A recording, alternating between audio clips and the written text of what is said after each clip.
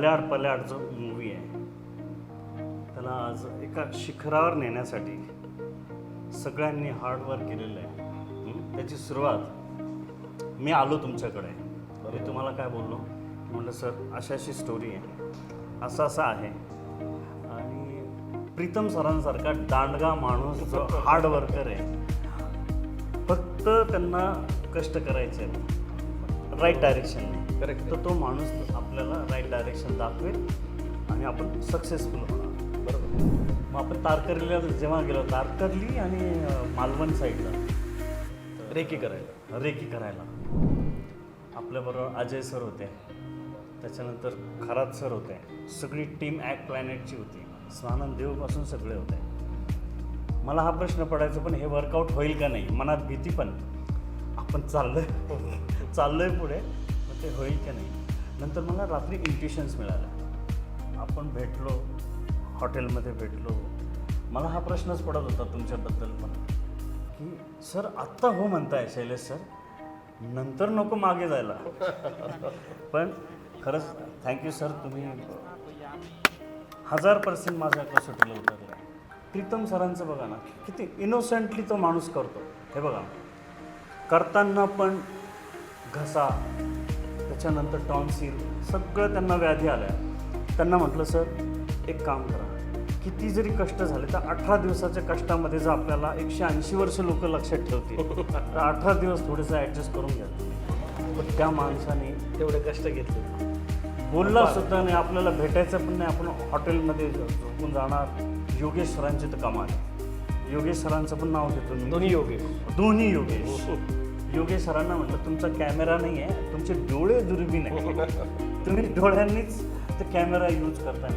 जसं फिरतं ना ते सांगायचे बघा, इथे हे लाव, काय ते जिमी, इथे जिमी, इथे हे कर, इथे ते कर. मी असं बघायचं त्यांना हे एवढं जजमेंट कसं असेल.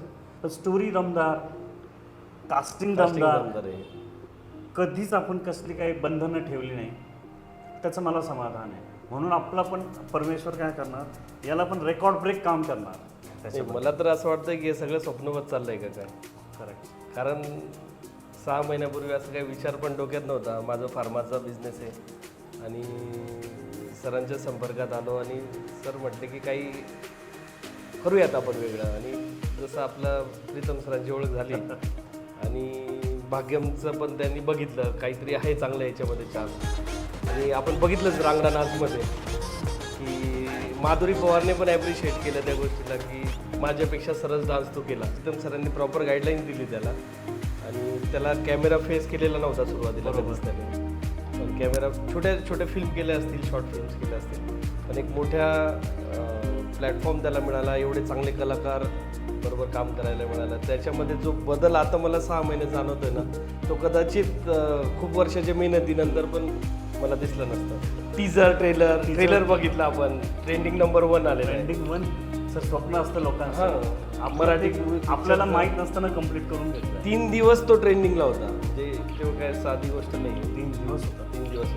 भले 1 नंबर नसेल तो, पण 1 नंबरवर येऊन त्या रेंजला आला. अजय सर, अरे मला त्या दिवशी अजय सरांचं कौतुक वाटलं की जो माणूस इतक्या बारीक गोष्टी नोटीस करतो.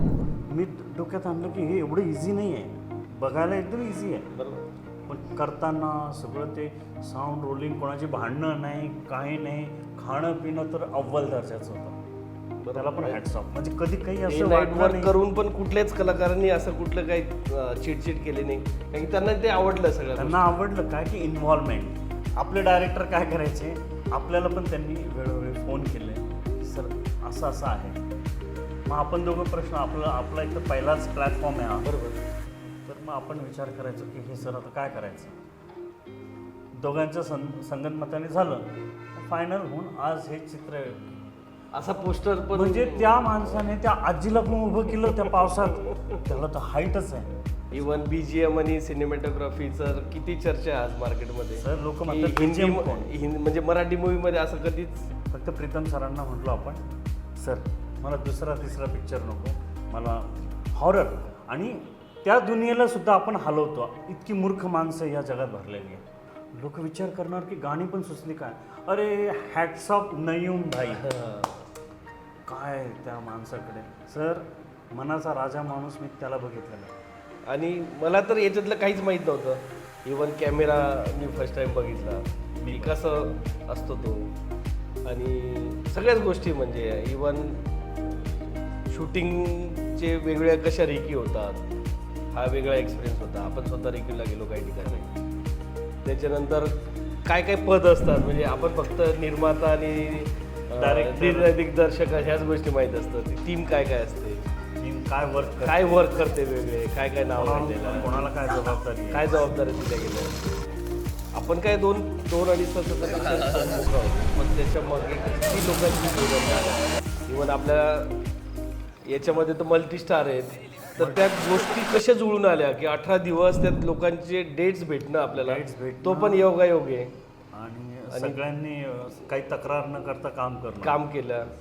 त्याच्यानंतर शूटिंग झाल्यानंतर मला असं वाटलं की पिक्चर संपला आता, हा रेडी झाला आपला. पण ते म्हटलं अरे आता तर सुरुवात आहे, ही डबिंग करावं लागणार. मग डबिंग काय असतं, मला वाटलं ते शूटिंग करताना जो रेकॉर्डिंग असेल साऊंड तो घेतला जातो, पण ते डबिंग काय असतो.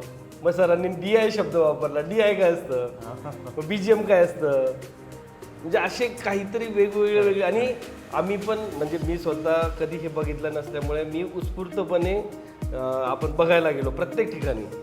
इवन मी काही ठिकाणी रेकॉर्डिंग पण स्वतः करून बघितलं. म्हणजे तो जो आनंद आहे, आणि त्यातल्या त्यात आपण कधी कलाकारांना कधी भेटणार आयुष्यामध्ये, तेवढे सगळे मोठे मोठे कलाकार आज सगळे चांगल्या ओळखीचे झाले आणि एक चांगलेच ऋणानुबंध त्या लोकांशी झाले. तर हा एक वेगळाच आनंद आहे, जो मला वाटतं की कुठल्या पैशामध्ये आपण मोजू शकतो असं मला वाटतं. अजून हाईट किस्सा बघा, सगळं झाल्यावर मला प्रीतम सर मला म्हटले, दादा आपण ना त्या तो जो स्पेशल सीन आहे त्याच्यासाठी हेल्दी आणि जिमवाला माणूस पाहिजे. चिन्मय सरांना निवडलं. मग चिन्मय सरांनी जे हॉर्सवरनं तो काय सीन दिलेला आहे, इवन पूजाने पण एवढं छान काम केलं त्याच्यामध्ये. मी तर शॉक झालो त्या माणसाला बघून. आणि आपुलकी म्हणजे स्पिरिच्युअल, हे सगळी लोक स्पिरिच्युअल असल्यामुळे ते आपल्याशी कनेक्टेड आहे, काय बोलायचं. आणि अशा आशीर्वादातून आम्ही हे सगळं निर्माण करण्याची शक्ती त्यांनी दिली बाबा. त्यांनी दिली. थँक्यू सो मच परमेश्वरा.